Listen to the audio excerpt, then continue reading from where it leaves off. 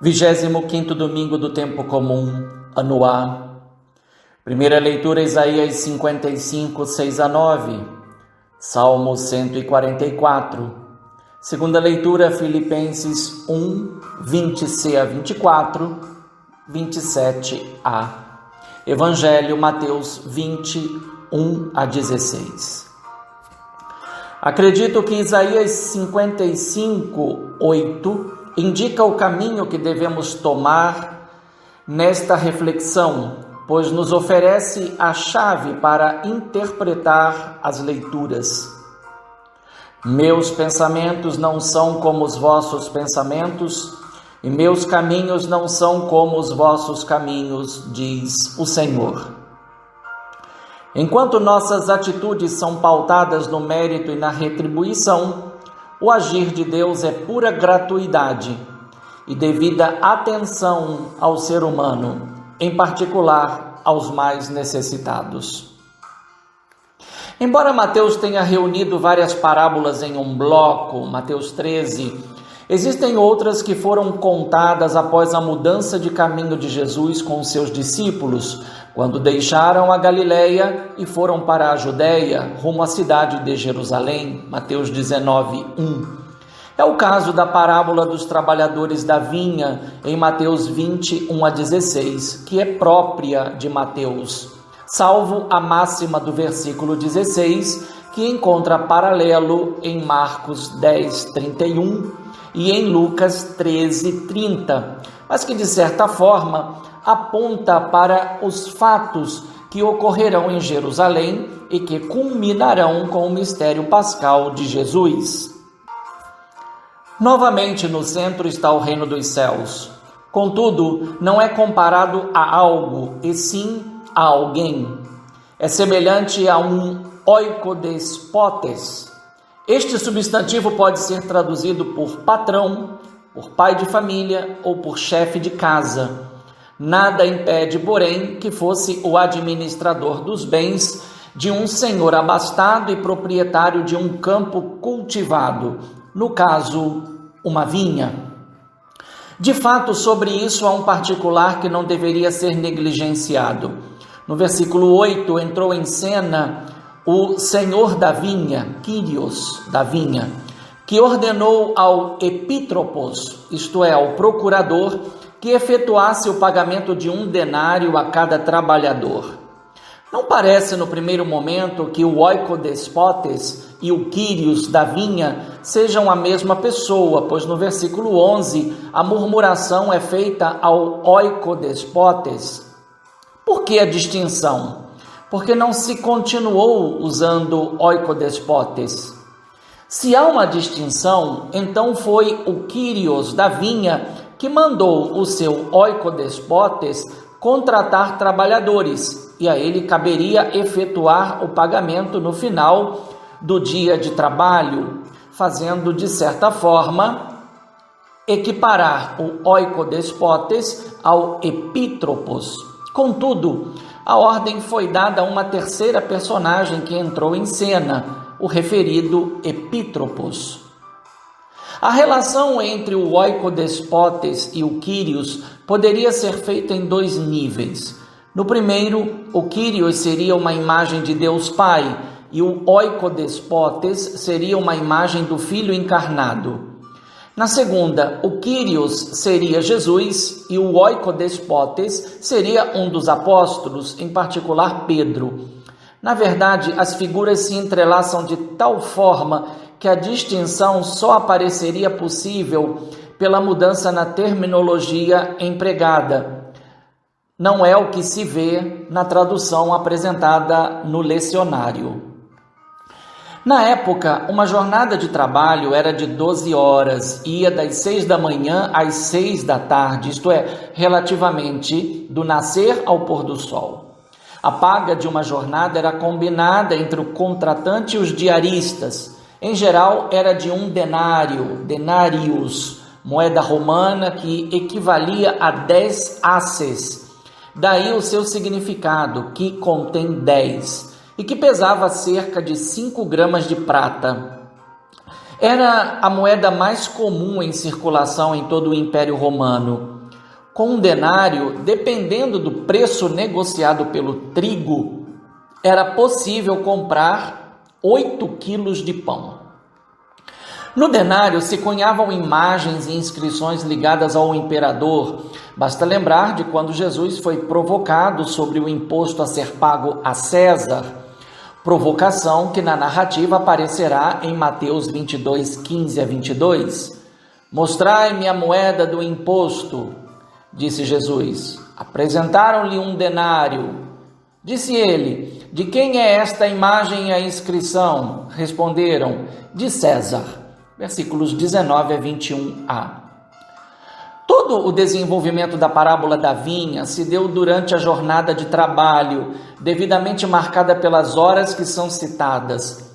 De madrugada, isto é, perto das 6 da manhã, hora terceira, que equivale às 9 horas, hora sexta, que equivale às 12 horas, hora nona, que equivale às 15 horas, hora undécima, que equivale às 17 horas.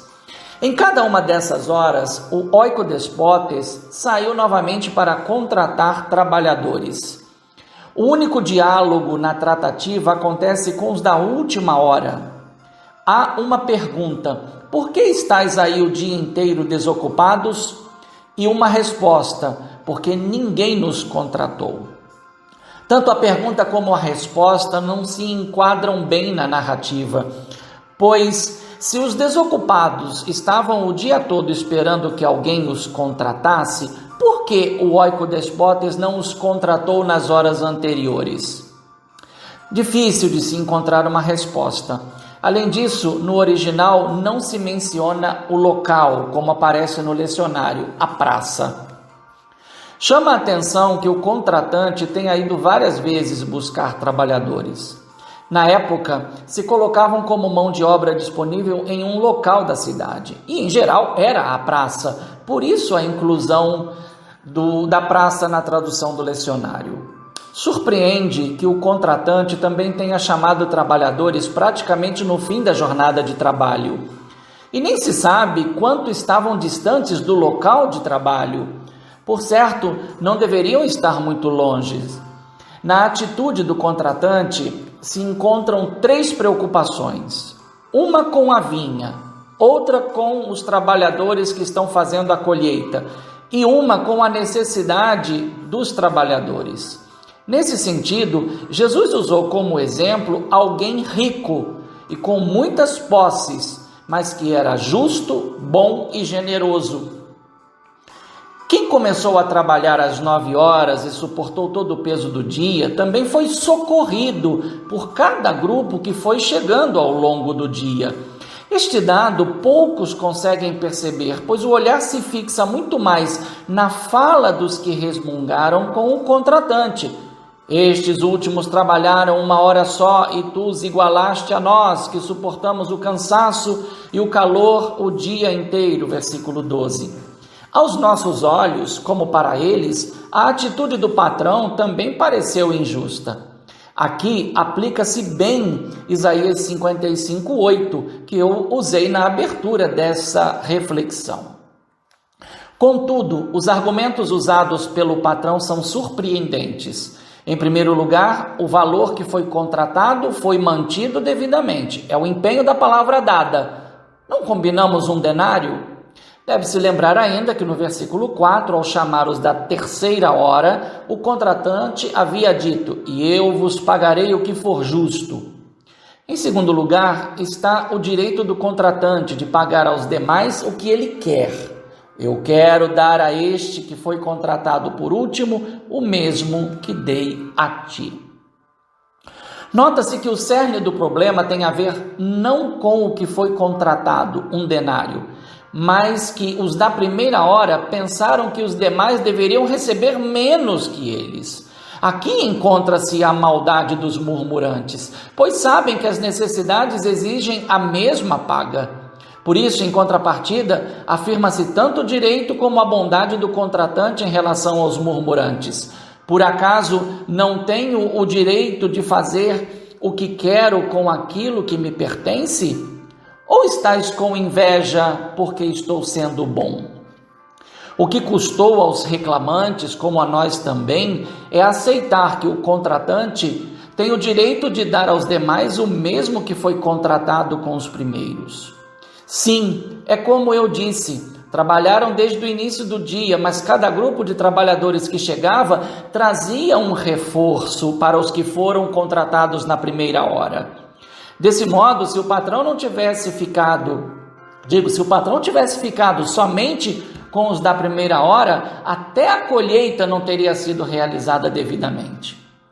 Apraz-me pensar que o oikodespotes tomou tais atitudes porque percebeu pouca vontade de trabalho nos que foram contratados logo pela manhã.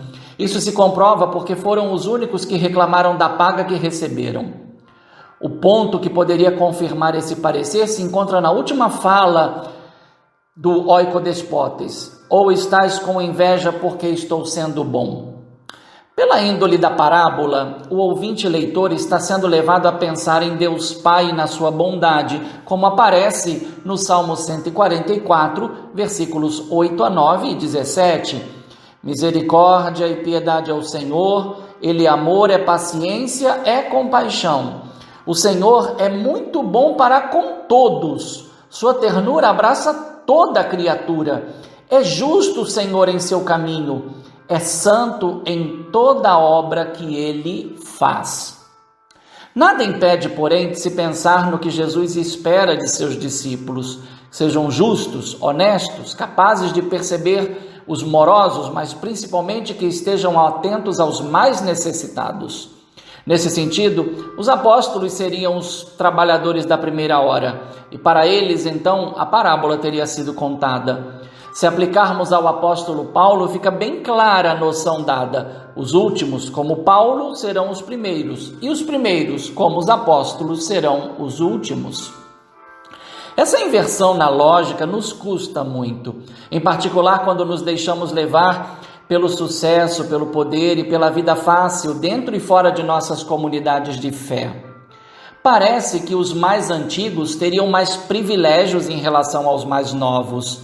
É o drama vivido por muitas comunidades religiosas.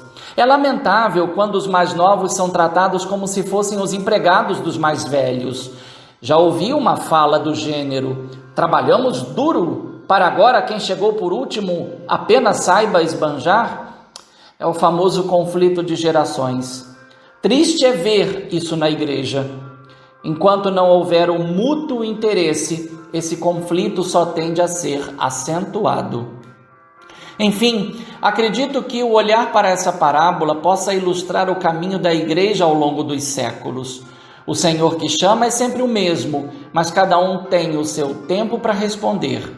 O destino para todos é o mesmo, a eternidade com Deus. Esta é a paga por trabalhar na vinha do Senhor, e todos são chamados a receber a mesma paga. Quando penso no apóstolo Paulo e no que afirmou em Filipenses 1, 20c a 24 e no 27, sinto vergonha. E, no entanto, a paga que me espera, se eu for fiel, será a mesma que foi dada a ele. De fato, é como ele diz: só uma coisa importa, vivei à altura do Evangelho de Cristo.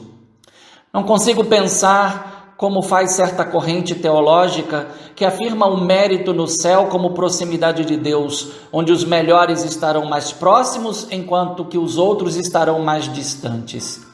Prefiro pensar a partir do ensinamento dessa parábola, que a eternidade com Deus será igual para todos, independente da hora que cada um aderiu ao Senhor Jesus e passou a viver conforme o seu evangelho. Basta pensar no primeiro canonizado por Jesus, que a tradição chama de São Dimas. Hoje mesmo estarás comigo no paraíso. Entrou na frente dos apóstolos. O tempo é breve e é preciso buscar o Senhor enquanto se deixa encontrar e invocá-lo enquanto está perto. Isaías 55:6. Importa diante disso fazer um exame de consciência e com sinceridade perguntar: será que muitos não seguem Jesus e o seu evangelho por minha culpa? Com quem me pareço? Com os trabalhadores da primeira hora ou tento ter e praticar a mesma bondade de Deus?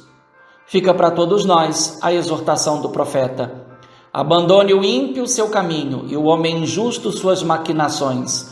Volte para o Senhor, que terá piedade dele. Volte para nosso Deus, que é generoso no perdão. Versículo 7. A todos e todas, bom domingo no Senhor. Um fraterno abraço, Padre Leonardo Agostini.